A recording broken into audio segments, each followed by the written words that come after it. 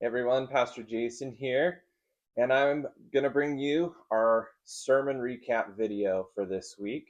You'll notice that today I'm not at the church recording this. Well, the thing is, I did record a video at the church yesterday, right after the service, and I pulled it out today to check it out and get it edited, ready to send out to you guys. And I realized that I forgot to turn on the microphone. And so all we saw was the whole time. So here we go. Take two sermon recap video for this week. We're in a series right now titled Anchored. The whole idea is that we want to anchor ourselves to Christ because everything in life is pulling us different ways. And when we anchor ourselves to the wrong thing or to something that moves and shifts, that we're going to get pulled whatever direction the current is going. One of those things that we often anchor ourselves to is comfort. I've done this in my life. In fact, I shared a story at the beginning of the sermon of how I avoided having a black roommate in college because I was afraid of difference, and that I've felt shame and regret from that, and I've had to confess and move forward towards recognizing that sometimes the people that we would avoid in life are the very people that Jesus would move towards.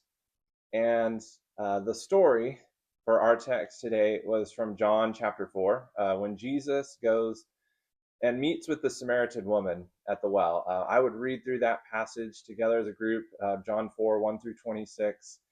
And we see how Jesus shows us a way to engage with people who are different than us. It's really a process that he takes us through. The first is that he crosses a line. So as Jesus goes to Samaria, that in itself is crossing a line. Most Jews would avoid traveling through Samaria. They would actually travel around it, adding 2 extra travel days, 20 miles walking, just so they could avoid people who are different than them. But Jesus doesn't. He goes right there because he wants to meet with this woman. And when he gets there, he starts a conversation with her, engaging her, asking her questions. It's a way for him to get curious with what's going on in her life and to build a relationship with her. Now, sometimes we struggle with this in our lives, and I think it's because we have this false notion in our minds that when we engage with others and really listen to them, to their stories, to their experiences, to their beliefs, that we're somehow affirming their beliefs or that means we agree with everything that they're saying.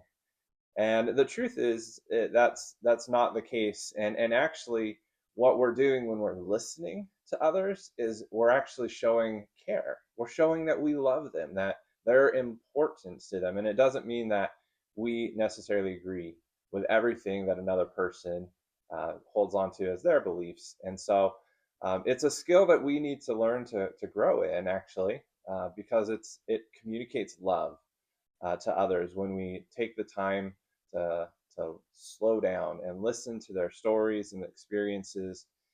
And we have to humble ourselves to do this, right? Because we're often thinking of ourselves first, and in a conversation, we're thinking of the next thing that we want to say, or how we're going to defend our response and making ourselves look good in the conversation. And so slowing down and really listening and just making sure that the other person knows that they're important, and that's a way that we communicate love to others. Once Jesus establishes this relationship through crossing a line, through getting curious and asking questions, then he gets to a point in this conversation where he shares truth with this woman. He says, yeah, you've actually had 5 husbands. Now you're living with a man who's not your husband. And he does it in the context of relationship. He's sharing truth in a loving way. And I think often as Christians, we sometimes reverse Jesus's order. And so we jump straight to the truth part when we're talking to others, and we want to make sure they know where we stand, and we speak the truth and argue the truth and defend the truth, and then we hope that the relationship will survive. But Jesus's order is different. He says the relationship is the first point. That's the starting place for you, and once you get that relationship established, then you'll have opportunities to speak the truth and to share that truth with others. And we've appointed ourselves often, I think, as God's PR team, that we have to try to defend his reputation to the world like he's fragile.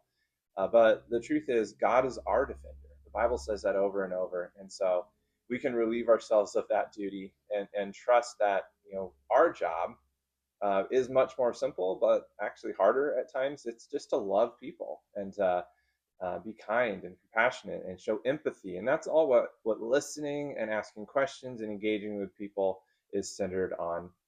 And so here's our application for this week, our challenge really as a church community is that we want to make sure that we are crossing a line with curiosity. So that means instead of moving away from people, we want to go towards people. We want to move towards them, and we want to go to the people around us that maybe there's fear, or maybe there's uncertainty, maybe there's relationships that need to be mended. Wherever that is, we want to ask God to lead us to the people that He wants us to engage with, and then we want to go with curiosity. That means we want to ask questions of them, ask them to tell us their story, ask them to help us understand things, because often we can assume that we know, but really behind every person that we see and meet, there are stories that we have no idea about. And it changes our posture towards the other person when we know those stories. And so we want to remember that Jesus has called us to and given us this example in John 4 to cross lines and to go to people with curiosity and to build relationships with them.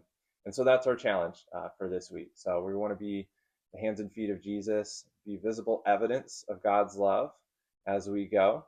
And we do that by crossing lines, and we do that by being curious, asking great questions, and making the other important, and making sure that they know and feel our love for them. So thanks for watching this video today. I hope you guys have a great time together with your groups, great conversations, and we'll see you guys soon.